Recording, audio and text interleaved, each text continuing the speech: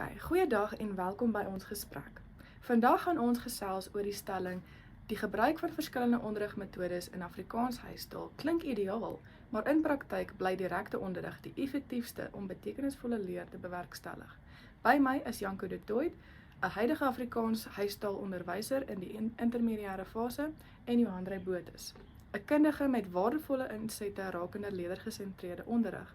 Hy het 'n BA-graad in tale met die fokus op Afrikaans en het 6 jaar praktiese ervaring in die onderwys gedurende sy loopbaan as Afrikaans huistaalonderwyser opgedoen. Baie dankie dat jy hier is. Janko, ek wil begin by jou.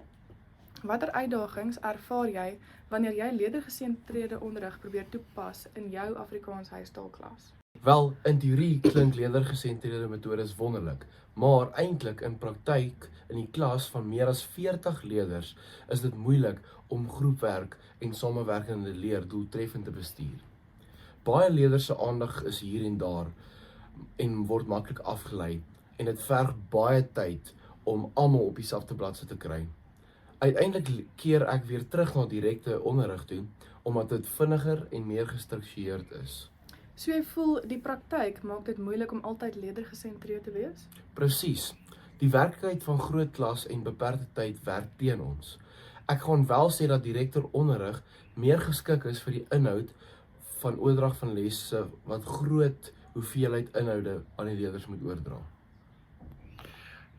Dit mag die geval wees, maar direkte onderrig beperk leerderbetrokkenheid en dit is 'n sleutelfaktor wat bydra tot effektiewe leer. Ek moet sê, julle albei lewer noemenswaardige aspekte van direkte onderrig. Johanrey, jy het nou gehoor van die uitdagings. Watter oplossings stel jy voor om tog leergesentreerde strategieë meer haalbaar te maak? Dis 'n geldige probleem wat die onderwysers ervaar. Een moontlike oplossing is om kleiner groepies binne in 'n groot klas te skep en aan elke groep 'n spesifieke taak of rol te gee. As elke leerder 'n verantwoordelikheid het, word dit moeiliker om net passief te wees of fokus te verloor. Verder kan tegnologie baie help. Byvoorbeeld kort interaktiewe oefeninge op selfone of rekenaars wat vinnige terugvoer bied. Quizzes werk goed hiervoor. En hoe kan 'n onderwyser wat aan direkte onderrig gewoond is, beweeg na 'n meer leergesentreerde of indirekte onderrig? Begin klein. Jy hoef nie nou jou hele lesplan te verander nie. Integreer eers een leergesentreerde aktiwiteit per week, soos 'n kort debat of 'n kreatiewe skryfopdrag waar leerders in pare saamwerk. Dan bou jy dit stadig uit. Gebruik ook spesifieke rolverdelings binne in groepe. Dit help om leerders se punte hiervoor te gebruik om seker te maak dat die groepe gebalanseerd is. Onthou ook om deeglik te reflekteer oor die lesse wat jy aanbied, beide in praktyk en op praktyk. Dit help om hindernisse te identifiseer en om oplossings daarvoor te genereer, sodat jy kan verbeter op toekomstige leergesentreerde lesaanbiedings. Nou, baie onderwysers voel steeds dat direkte onderrig die vinnigste is, maar watter voordele het leergesentreerde leer wat dit die moeite werd maak? Leerders ontwikkel nie net taalvaardighede nie, maar ook probleemoplossing, kritiese denke, sosiale vaardighede en samewerking. In Afrikaans huistaal help dit vir leerders om taal werklik te gebruik en nie net te memoriseer nie. Byvoorbeeld 'n groepgesprek in Afrikaans oor 'n gedig leer hulle hoe om hulle eie mening te formuleer en ander se sienings te respekteer, waar direkte onderrig se les oor dieselfde onderwerp nie noodwendig vir leerders die geleentheid sou bied om ander leerders se sienings te hoor of daarop te reflekteer nie. Dit is dan ook hoe diepgaande leer bewerkstellig word. Kyk, ek stem 100% met meneer Botha.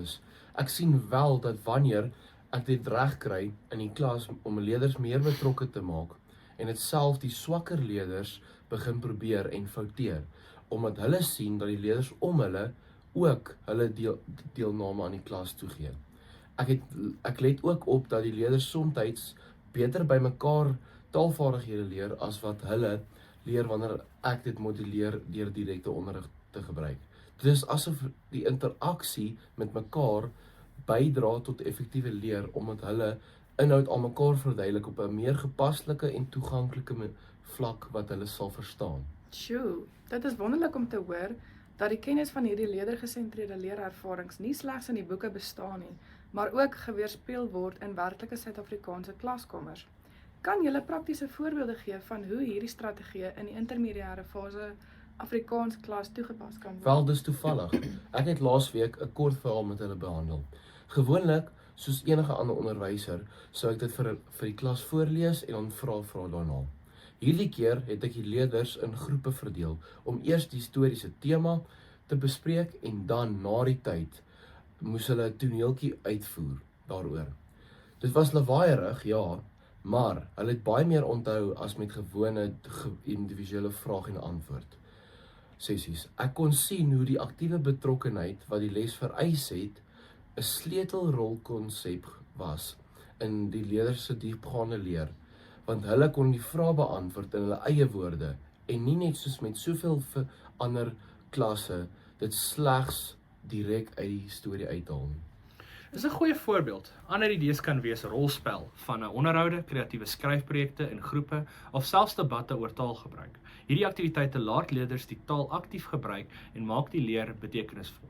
Wanneer leerders die leerervaring geniet, is hulle meer geneig om die inhoud te onthou.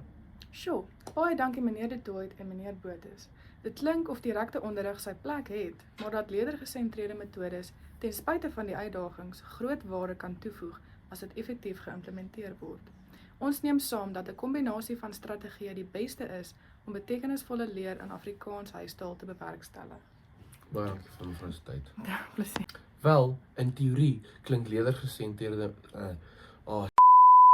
Ja, just keep Jou going. aan, jy Okay, moenie en okay. cut. Kyk. Okay. Aksie.